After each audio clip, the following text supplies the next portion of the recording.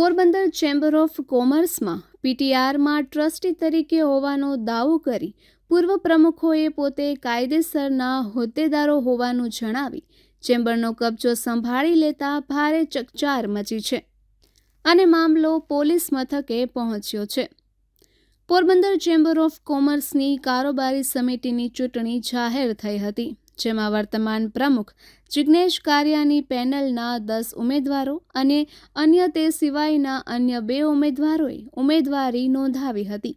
પરંતુ અગાઉ પ્રમુખ તરીકે રહી ચૂકેલા નલિન કાનાણી, ભાજપ અગ્રણી ચંદ્રેશ સામાણી, ભાજપ મહામંત્રી કપિલ કોટેચા, રાજુ બુદ્ધદેવ સહિત 10 થી 12 લોકો ચેમ્બરની ઓફિસ ખાતે દોડી ગયા હતા અને ટ્રસ્ટીઓની મીટિંગ હોવાનું જણાવી ચેમ્બરના સ્ટાફ પાસે ચાવી માંગી હતી, પરંતુ સ્ટાફ બહાર હોવાથી તેઓને ચાવી અપાઈ ન હતી. પૂર્વ પ્રમુખો ચેમ્બર ખાતે ગયા હોવાની જાણ થતાં વર્તમાન પ્રમુખ જિગ્નેશ કારિયા અને અન્ય વેપારીઓ પણ ત્યાં દોડી ગયા હતા અને પોલીસને જાણ થતાં પોલીસ પણ આવી હતી. ત્યારબાદ બંને ગ્રુપ કમલાબાગ પોલીસ મથકે દોડી ગયા હતા અને પીઆઈ આઈ.કે. કામનિયાને નલિન કાનારીએ એવી રજૂઆત કરી હતી કે પીટીઆર પ્રમાણેના પ્રમુખ પોતે જ છે અને ટ્રસ્ટી તરીકે તેની ટીમ છે, એટલે જ તેઓ ચેમ્બરના સાચા હોદ્દેદારો છે અને ચેમ્બરનો કબજો તેમની પાસે રહેશે. બીજી તરફ વર્તમાન પ્રમુખ જિગ્નેશ કારિયાએ એવું જણાવ્યું હતું કે 2014થી દર વર્ષે બંધારણ મુજબ ઇલેક્શન થાય છે. ઇલેક્શનની જે પ્રક્રિયા થાય છે એમાં બધા વેપારીઓ સાક્ષી છે, કારણ કે ઇલેક્શન બંધ બારણે નથી થતું.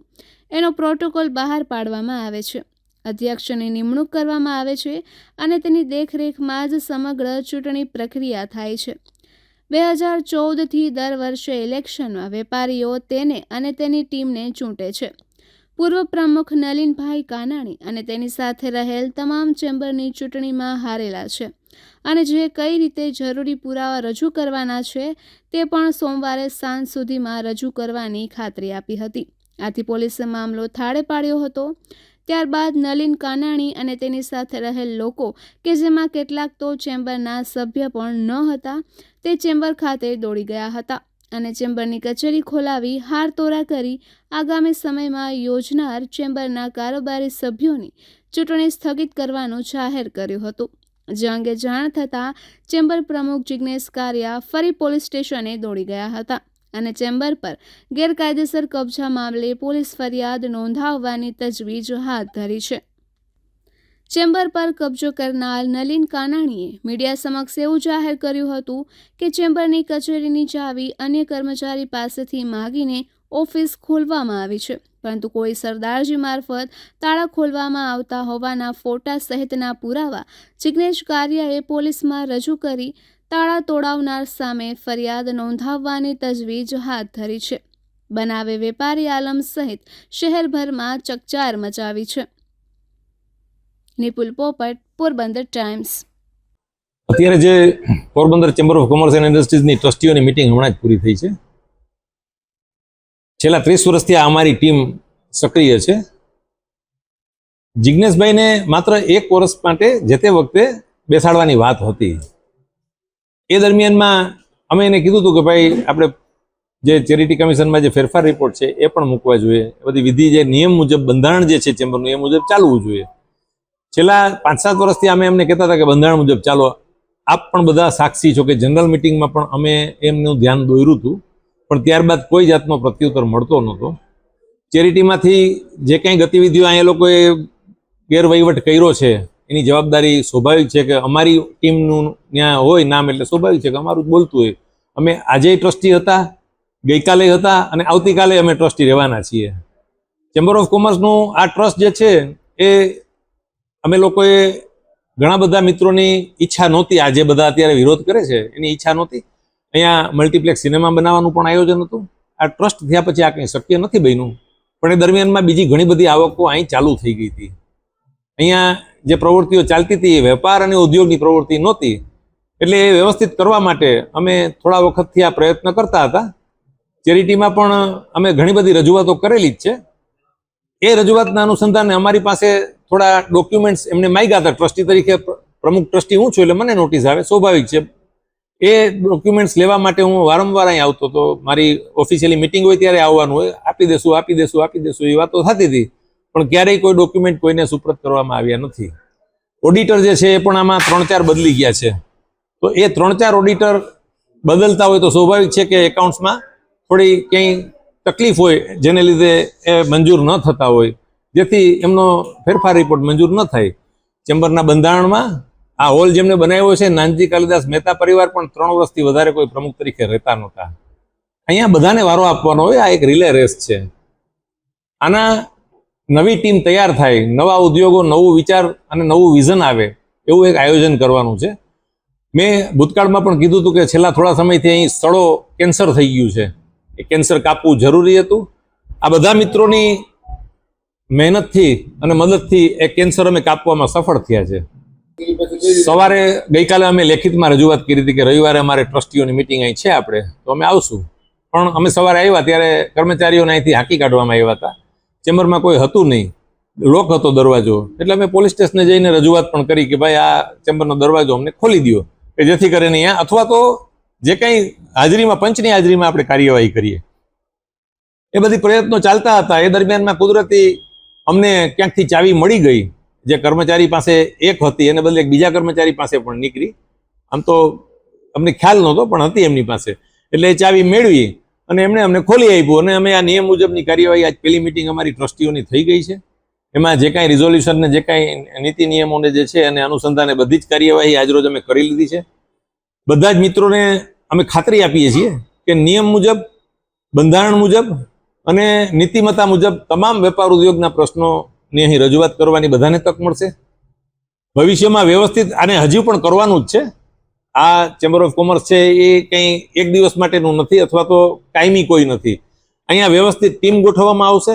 નવું યુવાન ધન જેને કહેવાય, કે જેની પાસે વિઝન છે, જેની પાસે ભણતર છે, એમને અગ્રતા આપશું. નવા ઉદ્યોગો આવે એ માટે રાજકીય સરકાર સાથે પણ જે ચેરિટી કમિશનરની સૂચના મુજબ અને એમના આદેશ મુજબ જે કંઈ કરવાનું થતું હશે એ નિયમ અનુસાર બધી જ કાર્યવાહી થશે. ખરેખર જોવા જાવ તો હાલના કોઈ પ્રમુખ હતા જ નહીં, હાલમાં કોઈ કારોબારી સમિતિ હતી જ નહીં. આ તો હું, ફૂઈ અને રતનીઓ બધા 2 ભાઈઓ હોય સગા, એમાં એના મામા હોય, પાછા એના ભાણેજ આવે, એના વેવાય આવે. આ આખું એક કૌટુંબિક યાત્રા હતી. એટલે કૌટુંબિક યાત્રાઓને શું છે મિસગાઈડ કરી અને એનું મિસમેનેજમેન્ટ અહીં થઈ રહ્યું હતું. એ મિસમેનેજ હવે નહીં થાય. વ્યવસ્થિત આયોજન તબક્કાવાર બધા થશે. વેપાર અને ઉદ્યોગની પ્રવૃત્તિઓને અગ્રતા આપવામાં આવશે. હવે એ એક આખી ટ્રસ્ટીઓની મિટિંગ મળશે અને ટ્રસ્ટીઓની મિટિંગ મુજબ જે કાંઈ નક્કી કરવામાં આવશે એ આગામી દિવસોમાં તમારા માધ્યમથી અમે વેપારીઓને પહોંચતી કરશું. આ જગજાહેર વાત છે. છેલ્લા 2014થી દર વર્ષે બંધારણ મુજબ અમારે ઇલેક્શન થાય છે. ઇલેક્શનની જે કોઈ પ્રક્રિયા થઈ છે એમાં મીડિયા પણ સાક્ષી છો. કારણ કે ઇલેક્શન જે જાહેરમાં થતું હોય છે, બંધ બારણે નથી થતું. એનો પ્રોટોકોલ બહાર પાડવામાં આવે છે, અધ્યક્ષની નિમણૂક કરવામાં આવે છે અને ઉમેદવારી કરવામાં આવે છે. ત્યારબાદ જે કોઈ વેપારી છે બધું મતદાન કરે છે. મતદાન બાદ જે કોઈ રિઝલ્ટ આવે છે એ તમામ સ્વીકારીને કાર્યવાહી થતી હોય છે. તો 2014થી દર વખતે અમે ઇલેક્શન કરીએ છીએ અને ઇલેક્શનમાં વેપારી મતદાન મને અને મારી ટીમને આપે છે, મારી ફેવરમાં થાય છે. અમે હોદ્દેદાર તરીકે 2014થી ચેમ્બર ઓફ કોમર્સ સંસ્થા છે એનું સુકાન અમે સંભાળી રહ્યા છે.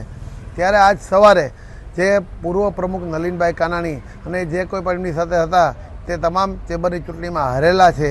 જે પબ્લિકનો ચુકાદો છે, મારો ચુકાદો નથી કે મેં ચુકાદા આપે કે તમે હારી ગયા ને તમે ઘર ભેગા થવું, મેં નથી કીધું. પબ્લિકે એને ચુકાદો આપેલો છે, એ ચુકાદામાં હારેલા છે.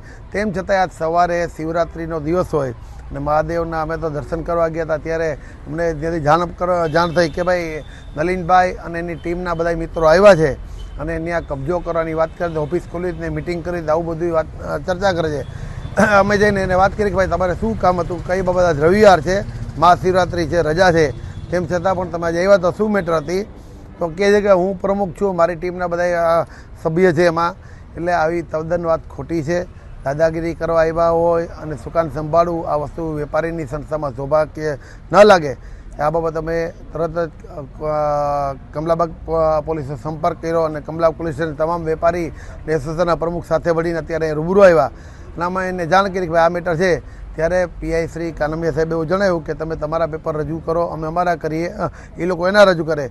ત્યારબાદ અમે ચકાસણી કરી અને જે ચેરિટી કમિશનનો ઓર્ડર હશે એ ઉપર અમે માન્યતા આપીને આગળની કાર્યવાહી કરશું. ત્યારે અત્યારે હાલ 2014થી 2026 સુધી કાર્યરત તરીકે ચેમ્બર ઓફ કોમર્સની સંસ્થાના પ્રમુખ તરીકે અને બિલ્ડિંગના કાર્યરત તરીકે અમારી ટીમને હું પોતે હોય તો અમે અત્યારે કબજો પણ અમારી પાસે હોય, કારણ કે અમે ચૂંટાયેલા હોદ્દેદાર છીએ, પબ્લિકે જ ચૂંટ્યા હોય.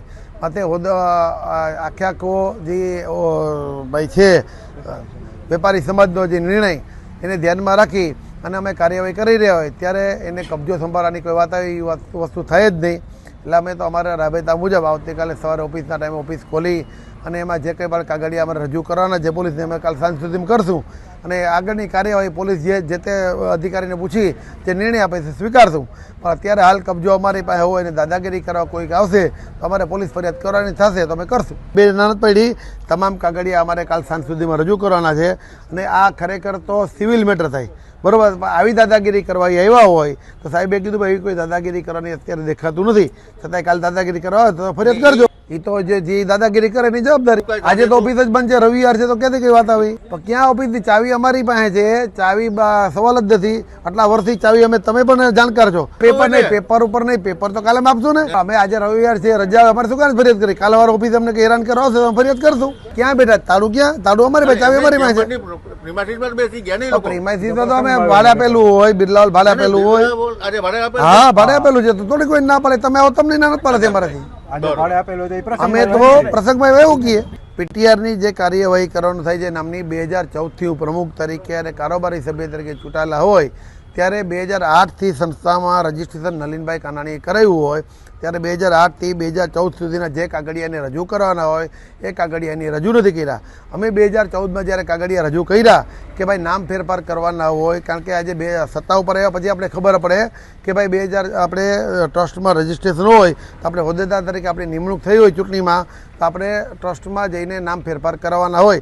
એટલે અમે ત્યાં નામ ફેરફાર કરવા માટે કાગળિયા મૂક્યા ત્યારે અમને ટ્રસ્ટમાંથી એવું કહેવામાં આવ્યું કે ભાઈ 2008થી 2014 સુધીના કાગળિયા તમે આપો. એટલે અમે કીધું કે સાહેબ ત્યારે અમે હોદ્દેદાર નહોતા એટલે અમારે કેમ આપવાના રહીએ? કે તો વચલો ચેરિટીનો એવો નિયમ છે અને કોઈ પણ ટ્રસ્ટનો એવો નિયમ છે કે વચ્ચેનો ખાડો કોણ પૂરો કરે?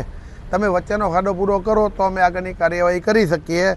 એટલે આના માટે તમે અપીલમાં રાજકોટ જઈ શકો છો. એટલે અમારા પોરબંદર ચેરિટી કમિશનર નામંજૂર કરીને આગળની રાજકોટની ચેરિટી કમિશનર જે મોટી કોર્ટ કહેવાય આ કાર્યવાહી ચાલુ છે અને કબજો અમારી પાસે અને પબ્લિકનો ચુકાદો છે. આજ સુધી ચાલતું હતું. આ તો દાદાગીરી કરવા માટે આ લોકોએ આજે ષડયંત્ર ઊભું કર્યું.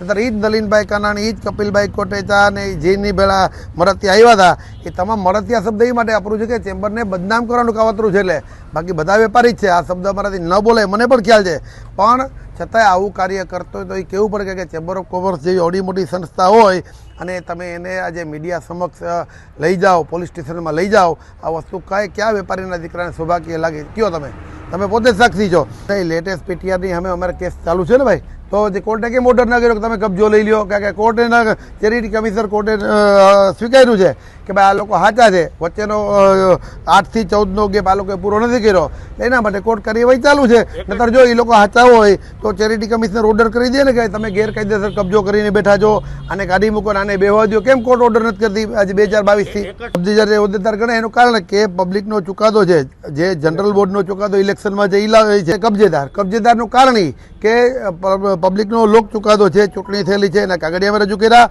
અને જે તમે એમ કહો કે એના નામ છે એની બધા રાજીનામા આપેલા છે, રાજીનામા એફિડેવિટ કરેલા છે કે ભાઈ અમારી મુદત પૂરી થઈ ગઈ છે. આ તો નાટક કરવા માટેનું આ બધું છે. એ જ કાગળિયા અમારે કાલ રજૂ કરવાના છે. આજે તમે જો હોદ્દેદાર તરીકે ન હોય તો તમે શું કામ સોગંદનામું કરી દો એ મને કહો. નીચલી કોર્ટમાં અમે નતા આપ્યા, અમે નીચલી કોર્ટમાં નતા આપ્યા, અમે હા નતા આપ્યા કારણ કે અમને આ ખબર નથી, બરોબર છે. ત્યાર પછી કોર્ટે કીધું કે આના તમે સોગંદનામા આપો. અમે સોગંદનામા આપ્યા કહો કે હવે આ ઉપરની કોર્ટની મેટર છે, અમારી નથી, એટલે અમે ઉપરની કોર્ટમાં આપ્યા છે. એ માટે કે 2008થી 2014 સુધીનો એ લોકોએ કાર્યવાહી કોઈ નથી કરી. એટલે વચલેનો ગેપ કોણ પૂરો કરે ભાઈ? અને બંધારણમાં ચોખ્ખું લખ્યું છે કે 31 તમારી મુદત પૂરી થાય એટલે ઓટોમેટિક તમે હોદ્દેદાર તરીકે રદ થઈ જાઓ. તોય છતાંય પકડી રાખવાનું કારણ શું?